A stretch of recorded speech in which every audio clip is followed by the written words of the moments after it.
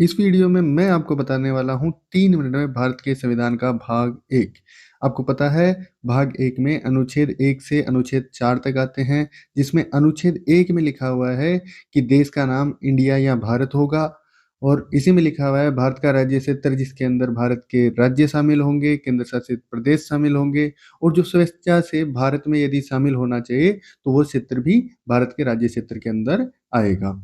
भारत के राज्य की मतलब भारत की जो प्रकृति है वो कैसी होगी? ये होगा राज्यों का संघ। अब बात करते हैं अनुच्छेद 2 की, जिसमें संसद को यह शक्ति दी हुई है कि संसद विधि द्वारा नए राज्य को भारत के संघ में शामिल करे और नए राज्यों को गठन करने की शक्ति दी हुई है। ये वाली जो शक्ति संसद को दी हुई है, ये अधिकार जो मिला हुआ है, इसमें ऐसा है कि जो भारत संघ का जो क्षेत्र है उसके बाहर वाले जो राज्य हैं उनको भारत में शामिल करना। इसके बाद आता है अनुच्छेद 3, जिसके तहत संसद जो पहले से जो भारत के राज्य क्षेत्र के राज्य हैं उनके गठन संबंधी इसमें प्रावधान दिए गए हैं, जिसके तहत संसद क्या कर सकती है? राज्य का विभाजन करके नया राज्य बना सकती है, नाम में परिवर्तन कर सकती है, क्षेत्र में परिवर्तन कर सकती है, सीमाओं में परिवर्तन कर सकती है। चलो इसकी प्रक्रिया देखते हैं। प्रक्रिया कुछ ऐसे है कि विधेयक जो है राष्ट्रपति की पूर्वानुमति से सदन में पेश किया जाएगा।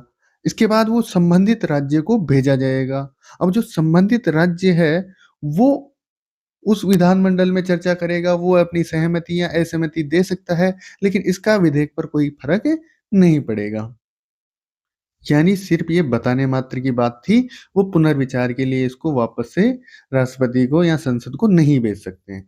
अब जो संसद है उसके किसी भी सदन, लोकसभा हो या राज्यसभा, उसके द्वारा साधारण बहुमत से इस विधेयक को पास कर दिया जाएगा और ये बन जाएगा एक एक्ट। अब बात करते हैं अनुच्छेद 4 की। अनुच्छेद 4 में सिंपल सी बात लिखी हुई है कि अनुच्छेद 2 के तहत नए राज्यों का प्रवेश या गठन और अनुच्छेद 3 के तहत नए राज्यों के निर्माण, सीमाओं, क्षेत्रों और नामों में परिवर्तन को संविधान के अनुच्छेद 368 के तहत संशोधन नहीं माना जाएगा। यानी इस तरह का कानून एक सामान्य बहुमत और साधारण विधायी प्रक्रिया के जरिए पारित किया जा सकता है।